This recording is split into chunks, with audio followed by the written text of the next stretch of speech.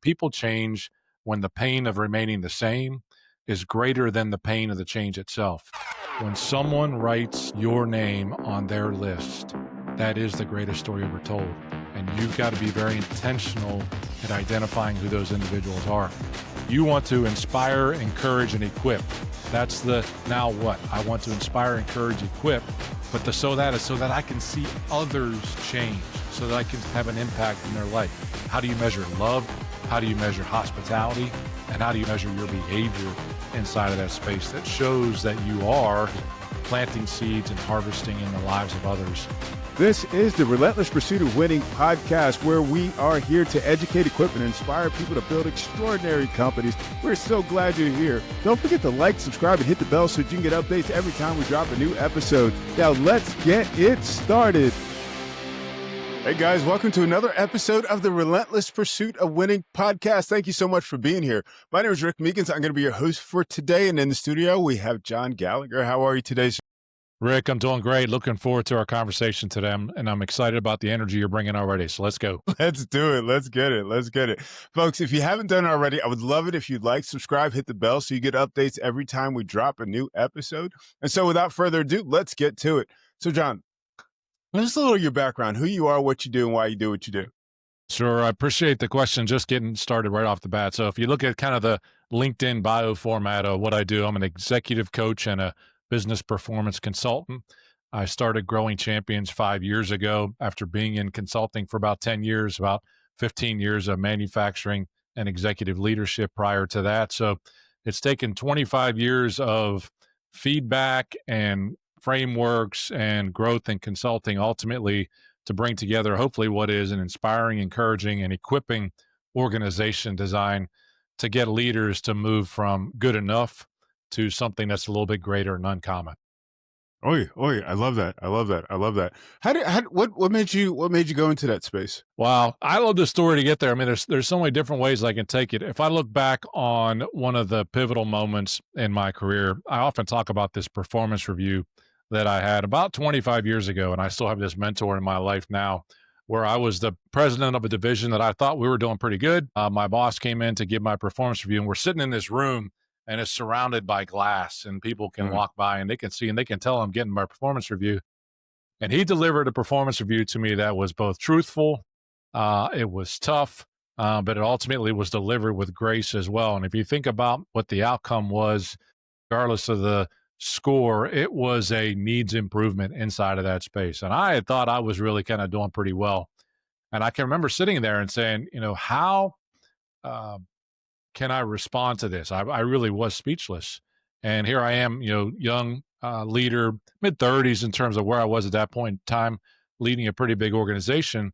And these two tears start rolling down my cheek. I'm like, whoa, something else is going on there. And that's really what he asked me. He says, hey, what's going on? I said, I don't know, but I need some help. And at that point in time, I really didn't know what an executive coach was, but I had listened to this CD from this organization about executive coaching. And I slid that CD across the table to him. I said, I'd like to consider if you would invest in me in executive coaching. And I tell you that kicked off a lot of different things on my journey with regards to the frameworks, because I was ready to get in and jump on with this coach and get the business fixed. And what they spent really the first 6 months was fixing me before they started to fix the business and what was happening.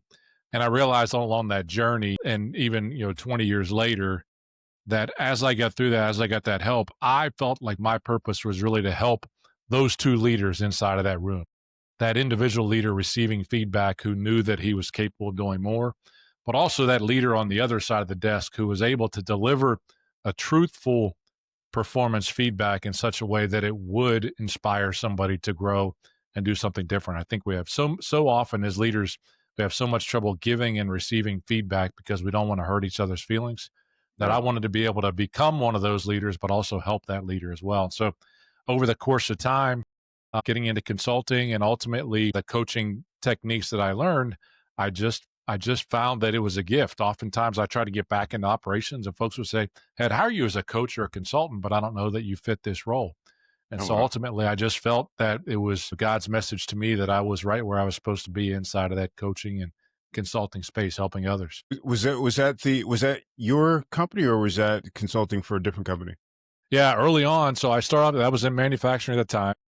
Hmm. I got out of manufacturing, went into real estate for about 5 years, rode that to the bottom in 2009. And when I looked to get back into manufacturing world, operations world, I got a couple calls from consulting organizations that taught lean or the Toyota production system, who said, "Hey, we'd love to hire you as someone to teach that." I didn't want that life, if you will, that traveling all the time. I had two little kids at the time, but they called me a couple different times and they finally said, "Hey, what about helping us out with this performance consulting in healthcare and hospitals and clinics and helping them to improve their efficiencies?" And I was naive enough to believe that I could actually make an impact in that area, and also just curious enough to say, I think that would be pretty cool to do for a couple years and then get back into operations. That was 10 years with that company. We were purchased twice, ultimately ended up with IBM. And then the second thing that I wrote at the bottom was when COVID happened, we couldn't really adjust our business model at IBM. So they gave me ultimately the runway. I was laid off from IBM due to some of our business that fell off in hospitals and clinics. We couldn't get in there anymore, and I made the decision to really try and go out and do it on my own. And it's gone really well. So that was about 5 years as growing champions, being the founder and CEO. Wow, wow, wow. And you mentioned early on that this was a God inspired movement for you. Talk to me about that. How did you know that gave you the impression that it was a God thing? Yeah, as a man of faith, I think, diving into that has been growing in my faith journey has been very important to me, to my family, to my kids, and ultimately to my work. And thinking about the space that I was in at the time, it was those 5 years ago. We had death in the family, an uncle that had passed away around the same time, and it just seemed that I was trying to get back so hard, trying to get back into operations, and each of those doors that closed, I really felt like if I was listening to, in essence, that voice of God talking to me, He was saying, "You are where I want you to be at this point in time." Fast forward those 5 years, where I've transformed even in my journey over the past few years is understanding that as I assist and help these organizations and individual leaders to become the leaders I believe they were called to be, ultimately, I also see that the performance of those organizations, the profitability, the success of those organizations ultimately can lead to kingdom impact as well, and having an impact in their workplaces, having an impact in the homes of those that are working in the organization and their communities, and ultimately leading, I believe, to a place that, you hear those words you need to hear, "Well done, good and faithful servant," on the other side of what is eternity, and that we've got the true hope to look for. So I think it's just been an evolution for me inside of my growth, inside of my personal, and it's just become a little bit more overt and open in my communication with individuals as I work with them now. So it was almost like the door was closed. This door was closed, and this other one you decided to peek through and see what was going to happen there, and you ultimately started seeing things come together for you. I think certainly started to bear fruit. Part of that door closing is me listening, because I was trying to push that door open. There's no doubt about it. I wanted it to be my plan, but that wasn't the plan at that time that I believe God had for me. He had me in the space that He wanted me to be, in terms of, again, making a difference in the lives of others and learning to model some of those behaviors. And so I had to kind of surrender, if you will, my own plan to work forward. And look, I didn't hear an audible voice in terms of in that space. I don't want to go as far as to say that I get some of that, but I do know that if I ultimately spend my time daily in the Word that I've tried to read, I've now read the Bible for the last 5 years and I'm working on it again this year. I spend time in reflection and quiet time, which is really difficult for me to shut my mind off and really have that. But Mhm. it's forced me, in that world of an entrepreneur that I didn't think that I'd ever really love, having the comfort of working in an organization where you provide that regular salary and benefits and all those things that go along with it, to being okay with being uncomfortable in that space and really making that happen. So it was more about me not worrying about my plan and focused on what might be His plan for me. You mentioned being uncomfortable, and you obviously related directly to getting that regular paycheck. How difficult was it to really embrace that, and we'll just say really lean into God and just say, okay, you know what, I'm surrendered. I don't get it. I don't know what you're doing. Let's go. I mean, was that kind of your experience? It's funny. A little bit of my experience, absolutely, and oftentimes I would coach that into leaders and organizations to have faith, not just faith in terms of their spiritual side of having faith, but Yeah, recognizing that any change I was coaching them to make, whether it's in a process inside of their organization or their daily habits, that it was going to require some faith for them to be able to change. And as yeah, I've evolved over this journey, it started out with, I've been a big fan of John Maxwell and many of his books. And I heard a quote from him one time. He said, people change when the pain of remaining the same is greater than the pain of the change itself. And yeah, so ultimately, any change that we do in life, whether that's in our workplace, whether that's in our finances, where we want to save more money, whether it's in our health and we want to exercise more or eat better, all those things require a little bit of pain on our part. And that was where I was recognizing that I was trying to choose comfort and the easy side. And if I was going to live some of the things that I was teaching, then I had to experience some of that pain myself inside of that journey. So it's been part of that for me on a fitness journey, on a faith growth journey, and certainly on a business journey as well. yeah, yeah. That makes sense. That makes sense. You used the term earlier, kingdom impact. Talk to our audience about what that means and why it's important, why it's significant. Yeah, I think about this and getting back into some of my consulting. So one of the spaces I used to get to consult in healthcare were in Catholic hospital systems. And I remember being at a strategy meeting one time, and the nuns that were running one of these systems, they were talking about how they were getting better inside their business. And I remember one of them saying, if there's no money, there's no mission. Where their mission might have been to care for those less fortunate ultimately, but if they didn't make any money or have a profit, they weren't going to be able to carry out their mission. And so I think about this in really in the form of four branches, if you will, of change. The leader, the top leaders got to make a decision that they want to change and improve. They got to make a decision that they want to improve the performance of their team that reports to them. And ultimately, they need to change their structures and processes inside of their business to be successful.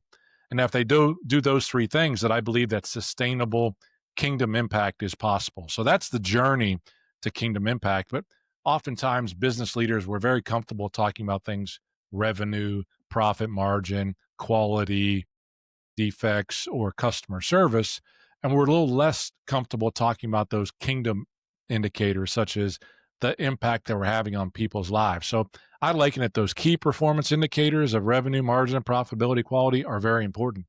But the Hmm. kingdom indicators of how we love others, how we are hospitable to those as individuals, and ultimately how we lead our lives in terms of our behaviors and core values have a bigger impact on those communities than just profit alone. And Mm. so, if we're going to have kingdom impact, oftentimes leaders in that space, we like to keep those two things separate. Our faith kind of sits in this quadrant over here of our lives, and our business is very important on the other side. But when you can bring those two things together and recognizing that your work is your ministry as well. And again, I'm not talking about this is while I tend to be, I work with Christian business leaders. Not all of the business leaders that I work with are Christians. But when I encourage them to think about the legacy that they're going to leave, whether it's the next generation, if it's a family owned business, or frankly, whether it's an impact on the people's lives that they're talking about, it requires you to think a little bit further out in terms of kingdom than it just does what the next quarterly profit statement is going to say. I got you. I got you. I know what kingdom is.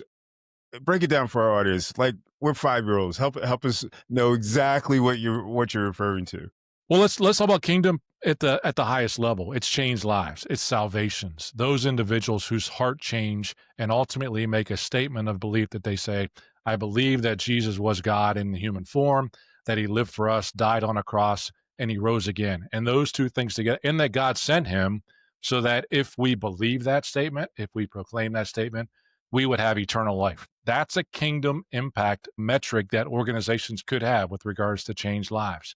But I also think about kingdom in the form of, again, love might be how many individuals in our organization are we as an organization, in essence, paying to go out and do service for other organizations or those less fortunate, whether it's serving in a homeless shelter, or whether it's serving on a mission trip that allows them to go to a country far away and dig wells for individuals. That when organizations can start to think about ultimately where their profits are going, where the fruit is being born, if you will, in other lives becomes very important. it's tying scripture to your performance as well. I like it as First Peter 4:8-10 really talks about it. How do you measure love inside of your organization? How do you measure hospitality? And how do you ultimately measure your behavior inside of that space that shows that you are not just doing and making profit so that you can hoard yourself and go forward, but that you're also planting seeds and harvesting in the lives of others to make a difference in their communities and in the world. Why do you care so much? Sometimes I think about that as a great question, whether it was if there could be a moment in time for me in terms of where I often say that God found me in the checkout line at the grocery store one day. I was in Indiana working. I had been there a couple years. I had taken my wife and two young children, in essence, away from her family. We had lived in Virginia. She was born and raised there. Took her Mhm. away from her family and went to cold, flat Indiana for my work and what I thought was very important. And that first year and a half that was there was very fruitful when it came to work, profitability. We were making good money and things like that. And I thought everything was going great. But I knew that our life was really challenged. We weren't making new friends. We had been at a church in Virginia as well, and we hadn't found a church in Fort Wayne, Indiana, that we could start to connect with others. And I was Mhm. standing in the checkout line one day at the grocery store, literally when we used to actually go to a checkout line and have somebody enter in the items rather than going to the self checkout line. And I got a tap on my shoulder, and it was the guy standing behind me. He said, "Are you from West Virginia?" Because I had my West Virginia sweatshirt, and I kind of thought to myself, roll my eyes. Yeah, you can tell from my sweatshirt I'm from West Virginia. I am. Hey, thanks for asking. He said, "I'm from West Virginia as well." And we just started to kick up a little bit of conversation as we stood there and waited in line. But he was bold enough to me to say, "Hey, have you have a church that you go to in this area?" And I was taken aback and I'm like, no, but it's something that we've really needed and it's something that we're looking for. He said, I just happen to be a pastor down the street at this local church. He said, let me invite you to our church this Sunday. And I'd love to have a conversation with you and see how things are going.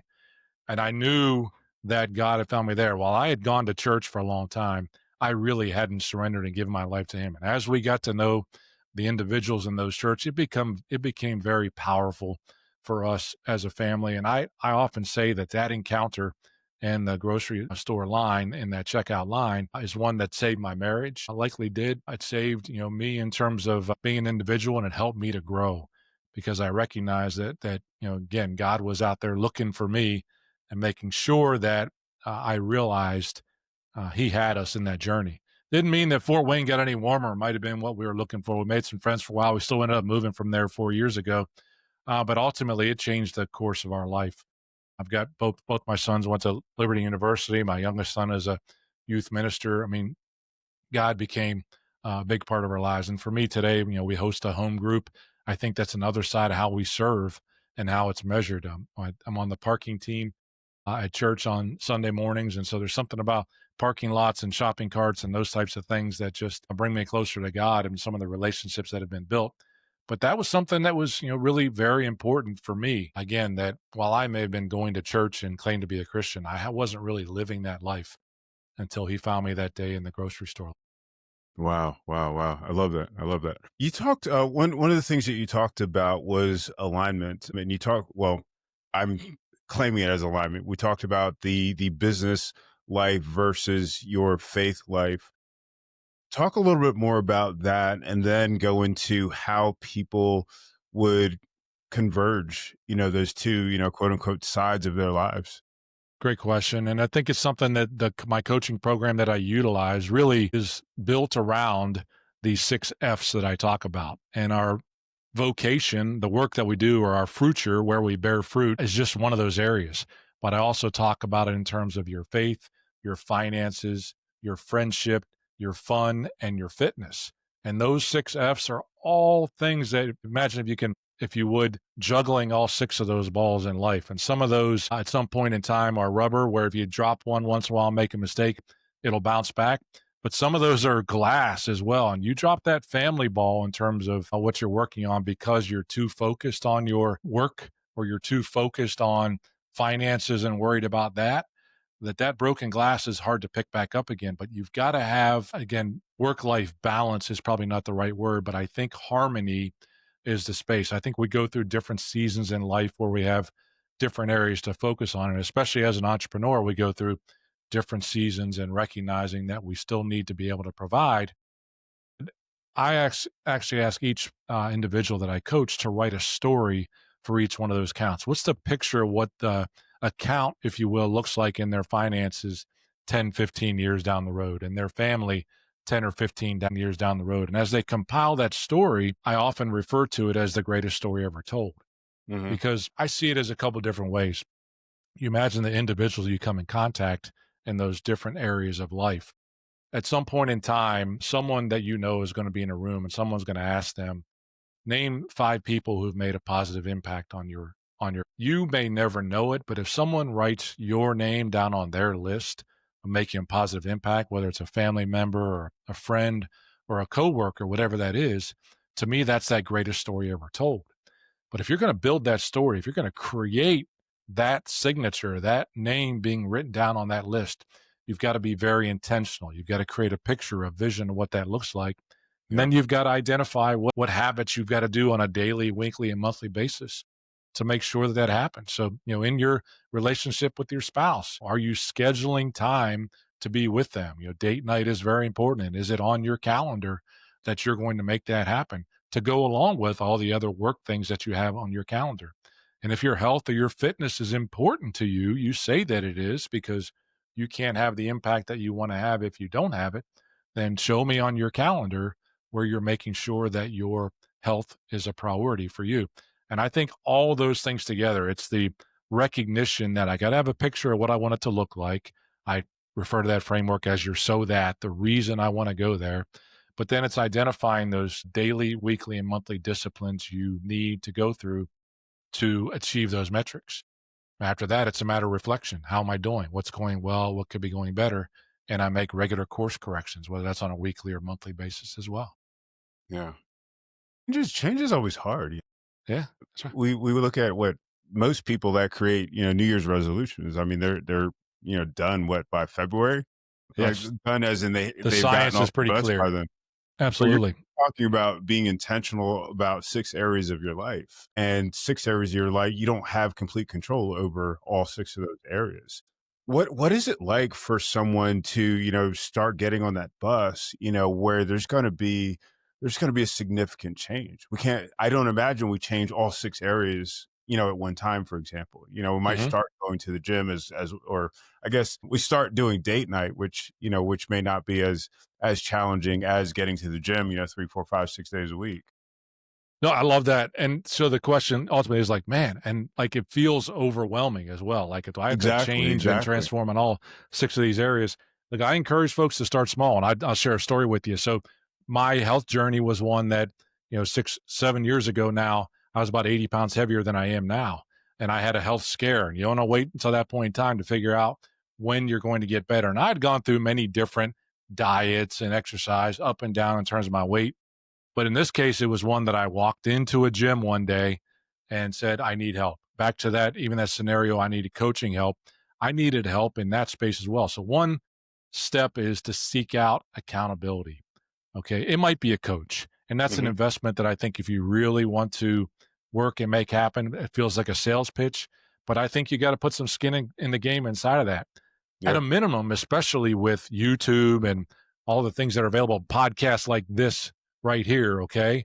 There are free resources that are out there and available for us to learn and to see what you went to. But I walked into this gym one day, walked up to a trainer and said, I need help. And Mm. she took me through a journey for a couple months, and I lost about 20 pounds, but I plateaued. I was working just as hard. And she said, I said, what am I doing? I've plateaued. I can't seem to lose any more weight anymore. And she said, well, okay, now you're serious and you're really investing to change. Let's talk about what you're eating. Mhm. Okay. And I started telling her, she literally had a belly laugh and started laughing at me. And she basically said, you can't out exercise a bad diet, but don't put everything away at once. Don't go to this 800 calorie a day diet. She said, just pick one thing small. And my mantra became over the next 18 months, hashtag stop eating French fries. So I love French fries and I still love them to today, but I was Uh, probably eating them 5 or 6 days a week. She said, you just got to knock that out to 1 or 2 days a week, and then 3 or 4 days a week, replace it with vegetables. Start mm. there. Start with something small. too many times these New Year's resolutions are going to be, I'm going to become the best reader in the world. I'm going to read 25 books a year. And you get into that first month, you're like, I haven't read anything yet. Okay. And so the goal was to become a reader is to say, no, what if you just said, I'm going to read 3 pages a day and then 3 pages the next day? Start with something small that's going to help you move. And ultimately, as you repeat those disciplines and habits over and over, they don't become this diet or program anymore. They just become part of who you are. And in all 6 of those areas, you've got to learn that lifestyle that you're willing to sacrifice, because all those areas you mentioned, change is hard. All those areas are difficult, but to try and go all the way over to some, if it's in the finance space and all of a sudden I'm going to start saving 30% when I've never saved before, that's not how it's going to work. Yeah. But if you just cut out one Starbucks and instead of putting the $7 in that Starbucks drink on Friday morning, you put that $7 into a savings account, you can start to build that habit, to train that muscle to become the person that you want to become. So start small, hashtag stop eating French fries. I use those French fries analogy as a metaphor for other challenges that we face in life. And what are those French fries that we have that we've got to eliminate one at a time to really become successful? Change is easy. Change is easy. You said change is easy as long as it doesn't happen to me. If it's happening to someone else, it's okay. But once it starts happening to me or that I must change, then it becomes, you're right, very difficult. Absolutely. Yeah. The weird thing about life, you get into your groove and you're doing your thing, and then all of a sudden that thing happens, that you weren't anticipating. It's like, somebody gets sick or you lose a job or, whatever it is. And, you feel like you get to a point where it's just like, man, I've made all this progress and now it's, all down the drain. How do you coach people to get back on the train after they've fallen off? Because it's more than habit. Now we've got mindset on top of that. Yeah, It's just like, I don't believe in myself anymore or whatever it is. You said like this, those practices that exist, right? Or those disciplines and those habits. And the metaphor that I often use is, as we take this problem, and that problem's a big ball, and we're pushing it up a hill toward a target, if you will. And we're working really hard to lose the weight or to improve our leadership or to improve our business performance. And then we get distracted. You talked about one of those distractions. Something happens in life that distracts us. We let go of that ball. We walk away and it rolls back downhill. Yeah, it does. And sometimes it rolls back further than when we started to begin with, which is even worse. And so I encourage folks to really put this wedge in place that when they walk away, and I refer to that wedge as really 2 things, but it's the standard work. It's the discipline and habit that I've created that allows me to walk away. And one of the habits that they create that creates the stickiness is this habit of purposeful reflection. Purposeful reflection will produce purposeful results. I believe that. And so over time, as you look at where you are on the journey, again, I encourage leaders who are doing it in their work to reflect every week. How did last week go? What went well? What could have gone better as a reflection practice? And then really think about, what do I need to keep doing, start doing, and stop doing next week to get there? In our life, it's very similar. Maybe there's some regular reflection that you're doing on a monthly or quarterly basis where you're looking at this dashboard you've created of the scores in these 6 areas and saying, what's going well and what could be going better? To your point, what the things that could be going better is, I used to read every morning and I was able to get up at 6:00. For some reason, I'm now getting up at 6:30 every morning and I'll get my reading done. What's not going well that's keeping me from getting up? Am I staying up too late? Am I watching TV too late? Am I eating too late? What are those other habits that are causing that to happen? So this regular reflection, scheduled, intentional, allows you to really look before it rolls all the way back downhill to make those adjustments. I mean, I think about really 7 steps in personal organization transformation to keep the ball rolling forward. The first one is that purpose, that decision as to why you have to make change. You create a dashboard. You understand the diagnostics. What are the things that are getting my way today? You design a solution that comes into place, and then you dwell and you reflect. Ultimately, hey, what is it that I'm looking at? How am I doing? And then the last step in that journey, the last D, is do it again. It's a continuous improvement journey. Oftentimes, people get through, back to the diet. People get through and lose the 20 pounds that they want to lose, and like, hey, I got there. Everything's okay. But they haven't put the discipline in place, the wedge to hold it And 3, 4 months later, they put that 20 pounds back on, and sometimes maybe 2 or 3 more pounds Yeah. that go on top of it because they weren't quite ready to step away from. That's why some of these programs, 75 Hard is a exercise program that you'll hear many people talk about, and that's what they are, is programs. And I believe in them. They work. Diets with names on them. The Atkins diet is the old, or the carnivore diet, or the keto diet, whatever those are. Like Yeah. those are all good diets to get you to a point, but the wedge is the lifestyle. To your point, the wedge is the mindset, the reflection, saying, have I become this person that I want to be in that journey? And if you Yeah. haven't become that person, now you get a chance to talk about it from faith standpoint. Philippians 4:8 and 4:9. Philippians 4:8 talks about whatever's true, whatever's noble, whatever's right, whatever's excellent and praiseworthy, think on these things. Very important for us to have a positive mindset. But positive mindset alone doesn't fix it. It's Philippians 4:9 that says, whatever I've taught you, okay, whatever you've seen me do, put it into action. Like we've actually got to go out there and do the work as well. It doesn't just happen automatically into the future. We got to do the work as well as have that positive mindset. Absolutely, absolutely, absolutely. You had you talk about purpose. I know I've gone through some certain things, some things, some changes, career changes and that sort of thing. And I remember, just going back and thinking about my purpose and just realigning what I was going to do next, with that purpose. And it kept me, it's always kept me going forward. I'm saying for like 25 years, I've always had that same, okay, I want to educate, equip, and inspire people to pursue extraordinary things. So everything I do like lays into that. How do you work with folks to, because I hear two things. One, I don't know my purpose. Two, I don't know that I believe in purposes. How do you get people to align with and really understand, the value of creating a purpose and then discovering what that is?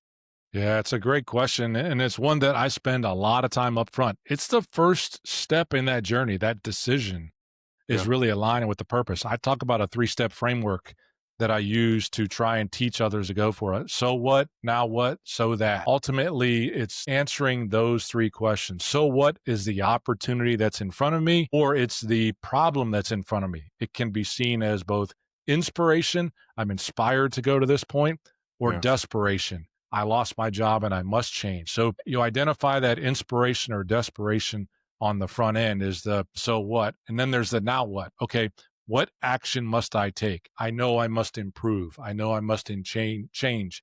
I know I must get better at that point in time. So you put the action words associated with it to happen. But the last part is the most important. That's the so that. That's where the purpose comes into play. When I do this and I reach that opportunity, why is it important to me? Yeah. Okay, so you want to inspire, encourage, and equip. That's the now what? I want to inspire, encourage, equip. But the so that is so that I can see others change, so that I can see others have an impact in their life. Greatest story ever told. So that those individuals that I'm closest to will write my name on their list as a positive impact on their life. That's the ultimate so that. Back to biblical formation in terms of this, this framework is biblical. John 3:16 talked about God so loved the world. Okay, that's the so what. What did he do? Now what? He sent his only son. And then the literally in the verse says, so that if we believe, we would have eternal life. Like that's about as hopeful and as big of a so that as you can get is eternal life. And if your purpose is in that space, you tie that every morning to the alarm clock goes off at 4:45 and you want to hit that snooze button, but you think back to that so that and you say, nope, I want to inspire, encourage, and equip, and I can't do that from bed if I hit that snooze alarm. It's the running, and I did this yesterday because I hate to run, but I love Hmm. having run. Okay, because when I think about that fitness or health account, like I don't exercise because I want to weigh a certain number. That's a good thing. It's absolutely a good thing. But I exercise so that 30 years from now, my sons, okay, I'm dancing at their children's wedding. I do that so 30 years from now, I can take care of myself so that my sons don't have to take care of me. I do that so others, ultimately, I won't have to rely on them to take care of me. They'll be able to take care of themselves. So that statement is very important in that journey, that purpose that drives us, that gets us out of bed every day and helps us to recognize that, back to that change quote, the displeasure of remaining the same okay, has got to be greater than the discomfort of the change itself. Because it's not comfortable to change. You mentioned it's difficult. It really actually is uncomfortable. I don't want to make light of change. It's not easy. But if you don't know why you're changing, it's back to those New Year's resolutions. $5 bet's not going to get you to lose 30 pounds and become the healthy person you need to be. It's got to be that you have a reason that you want to make that change. Yeah, I love that. I love that. You had one of the things you mentioned was YouTube videos.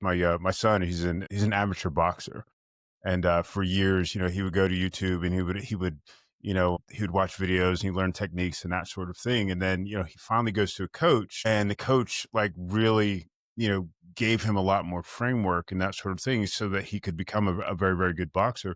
What is your why would you recommend someone that would be an ideal, we'll say, someone that needs to make change in their lives? Why would you recommend, going to you or going to a coach versus, perhaps getting a program or, checking out a bunch of videos on YouTube or podcasts?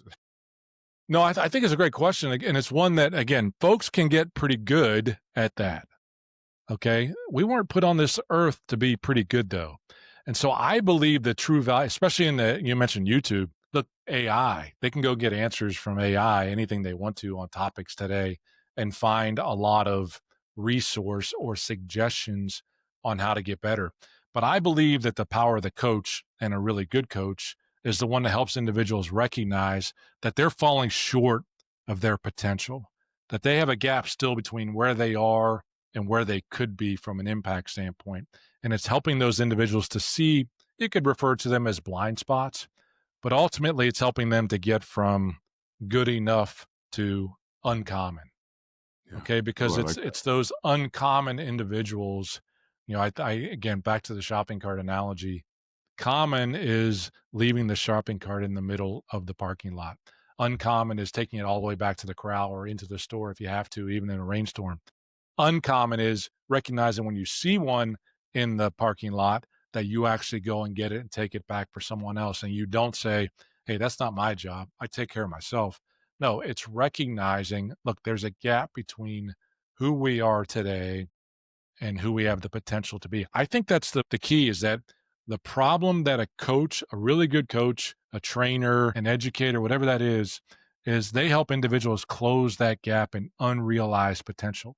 They may not even know what's possible, and you're taking them to a place that they wouldn't go on. Amazing. I absolutely love that response. What was an example of someone that you may have worked with that, made this, say the degree change? Perhaps, focus on they have that separation between, church and business or whatever, and then become that united individual that's embracing all six of the habits you mentioned. I love sharing stories of successes that we've had where, in essence, that light bulb comes on for someone and they recognize that I now understand. It's the Mr. Miyagi moment when Daniel finally realizes that all the work that he was asked to do to paint the fence and wax the cars and all those things was not really about painting the fence and waxing the car. It was about being prepared to go into the battle and defend himself in the way he wanted to. And those are things I love using movies as analogies inside that space. But I've got one client that been working with now for almost 10 years. And folks will say, well, haven't you fixed them by then? But early on in their journey, it was the standpoint of they came to me and they had said, I got it, I want it. This is probably year one or year two. Let me show you what I did. And I recognized that in them and honor that and celebrate what they had as a change. And I said, and what's next? And there literally was the quote that she said was, you're never going to be satisfied with where I am. And it got to the point where it wasn't about me being satisfied or not being satisfied with where were. It was about helping them to recognize that they didn't want to be satisfied with where they are, and they always wanted to be on that continuous improvement journey. And those are clients that, not that they have to be lifelong clients, because that's not what it's all about, but they become lifelong relationships where they recognize, and frankly, I don't want it to be an ego, but when they start to say things like, I heard you in my head when I came upon this situation, I had to address it, that I remembered what you said in this scenario. That's when you know you're starting to win and making a difference. Yeah, is that sometimes where they now go to church where they didn't before? There is power in what I call my why folder. When somebody sends me a card or an email that says thank you for making a positive difference, or when a family member sends me a thank you for making a difference in the life of a spouse, can be pretty powerful as well. I even remember that as simple as coaching a youth basketball, my son's basketball team, and having one of the parents stop me in the middle of the grocery store and saying, "I just want to let you know, I want to thank you for having the impact on my son that you do," because it wasn't about basketball as much as it was about attitude and behavior in terms of trying to change them. So if I keep that in mind and I stay in my essence and there, I don't have ego coming into play, and ultimately help people realize that they haven't reached their potential yet, that's when I know that I'm winning. Whether again, you can say it's when they sign up for you again to be your coach. Last movie story it talks about, to me, it's like Nanny McPhee when she says inside of her movie, she says, "If you need me but don't want me, then I have to stay. If you want me, then don't need me, that's time for me to go." And those are those mic drop moments when you recognize somebody says something, you see it, you're like, my work is done here. It's time Mm, for you to go out on your own, grasshopper, and really make that work. Those are fun moments. Those are great moments. And that, when I talk about that why folder, they're not all like that. There are ways that I need to continue to grow as a coach as well. mm, And there are some that aren't willing to make the change that they need yeah, to get to that point. Absolutely. yeah, yeah, yeah. What is I know you mentioned a couple. What are some kingdom impact investments you're currently making? Yeah. So for me specifically, one of them is serving at church. I mean, so and there's different ways that I serve and recognize. I mean, ultimately, is am I giving of my time, my talent, my treasure? And so I do give my time as the parking team leader. I do give my time as the home group leader of 8 or 9 couples that we have at our house every 2 weeks, really teaching a message to. Kingdom metric for me is my daily time in the scripture, though, as well, for my own personal growth. Again, we're going through the Bible in a year as a church family. So recognizing, did I get my reading done, and check that box. And then ultimately, it is my time with God, and am I giving of my treasure as well? So, the more that I can make as an organization, the more that I can give ultimately from a tithe standpoint. And I think that's very important. My son, um, one of the stories, and I think about this, and Malachi, it talks about test me, in terms of how much you want to really give and to be a joyful giver. Yeah. He was a guest on my podcast one time, and I just had a nudge to say, he has to raise his own money as an employee of Young Life to pay his salary. He has to basically raise his own salary through contributions. And I said on that podcast, those that are listening, I'm going to give you a link to make a donation. And for every dollar that, this is where the nudge became in terms of like test me, every dollar that's donated, I'm going to match that dollar for dollar. And after the call, my wife's like, "You did what?" I'm like, "Yeah, I don't really know what this is going to end up like, but it just kind of came out in terms of trusting that he was going to provide." And it was a bigger number that I was prepared for, and very grateful for. But also when I wrote that check, or stroked that check, if you will, it was one of the proudest moments that I had in terms of recognizing him, my son, but also recognizing and trusting that God was always going to provide there. So how am I giving my time? How am I giving my talent in terms of leadership skills, in essence, the shape profile or gifts that I've been given, and how am I giving of my treasure? So those are 3 areas. I love it. If someone How would someone know, besides having health issues, but how would someone know when they really need to invest in a coach, and one that's going to be, I'm going to say, such as yourself? Well, again, I think it's a matter of, I don't want to say it's catch 22. I help folks recognize the gap that they have between where they are and where they want to be. Yeah. But I think the trigger to find a coach is that displeasure of where they are. Like they've worked really hard and they're saying, I know I've got something different inside of me and I need help to get to that next level, if you will, whether it's in business, whether it's in health and working with a trainer, whether it's in faith and working with a spiritual mentor. But again, there's so many different ways. And the other way we mentioned YouTube and AI and some of those solutions that you can go on your own. There's also accountability groups that are there, and finding someone to hold you accountable to some of those decisions. I'm a part of a group of 4 other guys that we text each other regularly on what our reading has been and what our workouts have been. So we have accountability to each other. And that's a big part of it too. Sometimes it really is just accountability, not just to self, but I think you're more likely to get up in the morning at 5:30 when you're going to be meeting someone at 5:30 as well, or 5:45 to run, versus, man, it's just comfortable to stay in and it's just you on that journey. So finding someone to go with you is very important. But back to how I know I need a coach is I've worked really hard and I seem just to be stuck in that mud, and I know there's another level that I can get to. It might be time to ask and see how can someone help me get to that next level. Yeah, yeah, absolutely. If someone wanted to explore coaching with you, what's the best way to do that?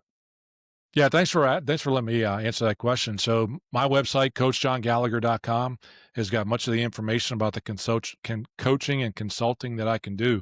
And your listeners that pop in, there's a button on there where you can set up a free call for a 30-minute coaching call, and we'll talk about, hey, what is it that the biggest thing that's getting in your way in one of those 6 areas of life, one of those 6 F's.